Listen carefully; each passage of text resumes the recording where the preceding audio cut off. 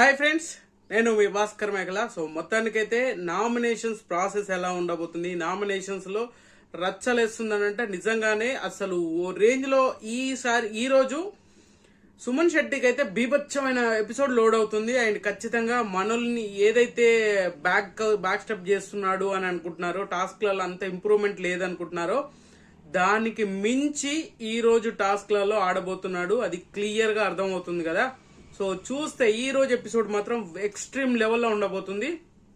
And ఇక్కడ task అయితే nomination process అయితే నడుస్తుంది. అండ్ నామినేషన్ లో గార్డెన్ మన యాక్టివిటీ ఏరియాలోకి పోయినాక ఒక బాక్స్ అయితే ఫిల్ చేసి, గ్లాస్ తోటి ఫిల్ చేసి క్లోజ్ చేసి, దాంట్లో ఉన్న స్టార్స్ తీసుకొచ్చేసి, స్టార్ బ్యాచెస్ ఉంటాయి కదా, అది తీసుకొచ్చి ఎవరి బుట్టిలో వాళ్ళు అలాగా చేస్తూ ఉంటే. అండ్ ఇప్పుడు ఎంతమంది ఉన్నారు, 13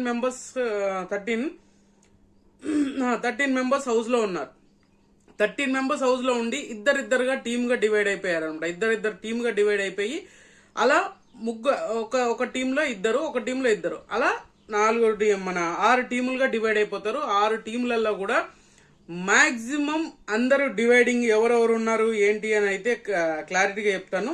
అండ్ సంజన, ఇమాన్యుయల్, సో వీళ్ళు ఒక team. And Divya, Suman Shetty, Divya Nikhita and Suman Shetty వీళ్ళు ఒక టీము. అండ్ నెక్స్ట్ వచ్చేసరికి తనుజ, భరణి వీళ్ళు ఒక team. And Harish and Flora వీళ్ళు ఒక team. And Ritu and Kalyan వీళ్ళు ఒక team. And Ramu and Sreeja వీళ్ళు ఒక టీం. సో ఇలా 6 టీములుగా డివైడ్ అయిపోయారు. కెప్టెన్ గా ఉన్న డెమిన్ పవన్ మనోడు సంచాలక్ అనమాట. సో ఇది ఎవరు విన్నర్ అయ్యారు, ఎవరు రన్నర్ అయ్యారు, అసలు ఎవరు నామినేషన్ నుంచి సేవ్ అయిపోయారు అనేది అయితే అందరికీ పెద్ద క్వశ్చన్ మార్క్ ఉంది కదా.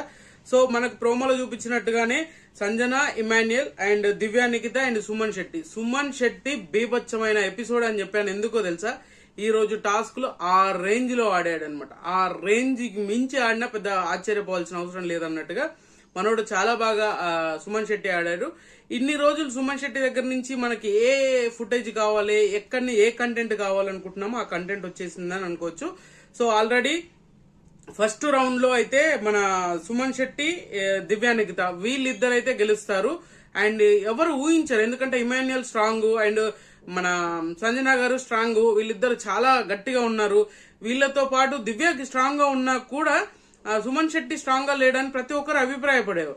కానీ అలాంటిది మొత్తానికి ఎవరైతే ఎక్స్పెక్టేషన్ పెట్టుకున్నారో ఆ ఎక్స్పెక్టేషన్స్ అన్ని తొక్కుకుంటూ మనోడైతే విన్నర్ అయ్యారనమాట. దివ్య నిఖిత అండ్ సుమన్ శెట్టి వీళ్ళిద్దరైతే విన్నర్ అయ్యారు ఫస్ట్ రౌండ్ లో. అండ్ సెకండ్ రౌండ్ వచ్చేసరికి Tanuja and team wise third team అనమాట. సో తనుజ, భరణి, హరీష్, ఫ్లోరా, సో వీళ్ళిద్దరు కూడా సో గట్టిగా ఆడారు. వీళ్ళ team Tanuja team, Bharani team, Tanuja Bharani team and Flora, Harish team వీళ్ళు కూడా గట్టిగా ఆడారు.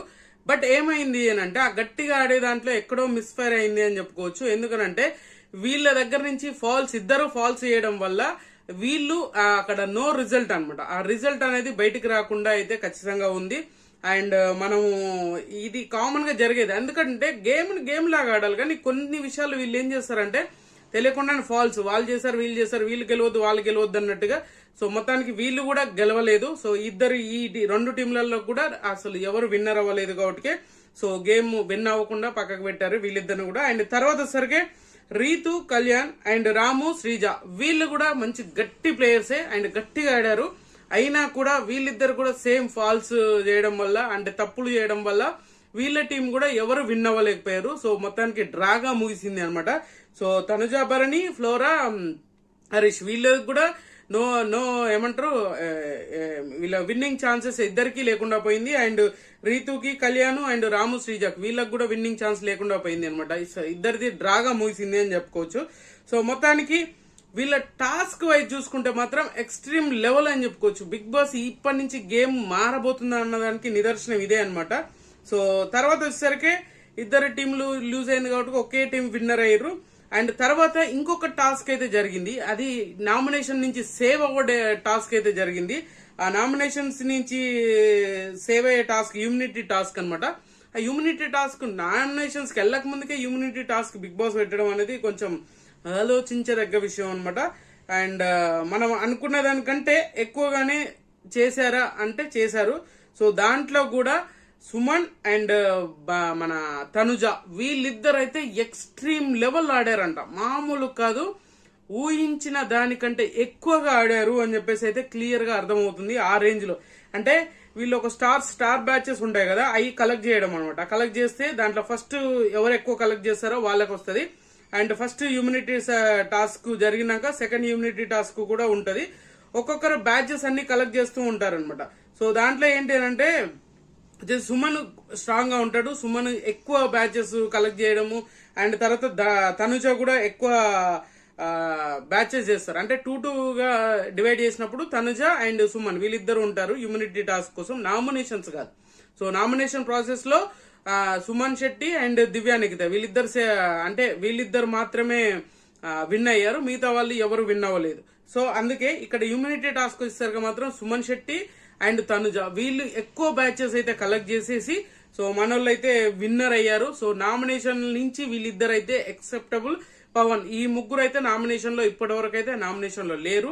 అండ్ మిగతా వాళ్ళందరూ నామినేషన్ లోనే ఉన్నారు అనమాట. సో బట్ బ్యాచెస్ టాస్క్ అనేది చాలా ఎక్స్ట్రీమ్ లెవెల్లో కంటెంట్ వచ్చింది అని అంట. సుమన్ శెట్టి చాలా బాగా ఆడాడు అని చెప్పేసి ఎక్కువగా మనకు వచ్చిన ఇన్పుట్స్ అనమాట.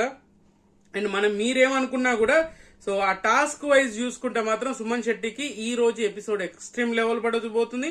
అండ్ మనం నెక్స్ట్ లెవెల్ అనుకుంటాం కదా, ఆ నెక్స్ట్ లెవెల్ మించి పడే ఛాన్సెస్ ఉంది. బట్ అది ఎడిటర్ చేతిలో ఉంటది అనమాట. సో ఇప్పటి వరకు మనకున్న ప్రకారంగా అయితే అండ్ దమ్ము శ్రీజ నామినేషన్ లో ఉంది అండ్ దివ్యా నిఖిత కూడా నామినేషన్ లో ఉంది అని అంట. సో ఇప్పటి వరకు వచ్చిన అప్డేట్ ప్రకారంగా అయితే మనకు వీళ్ళిద్దరు నామినేషన్ లో 100% నామినేషన్ లో ఉన్నారని అర్థమవుతుంది. అండ్ అంతే విధంగా మనకి ఇంకొక పేరు కూడా ఫ్లోరా గారు కూడా నామినేషన్ లో ఉన్నారు అని చెప్పేసి అనిపించింది. అండ్ మనకు వచ్చిన ఇన్ఫో అనమాట.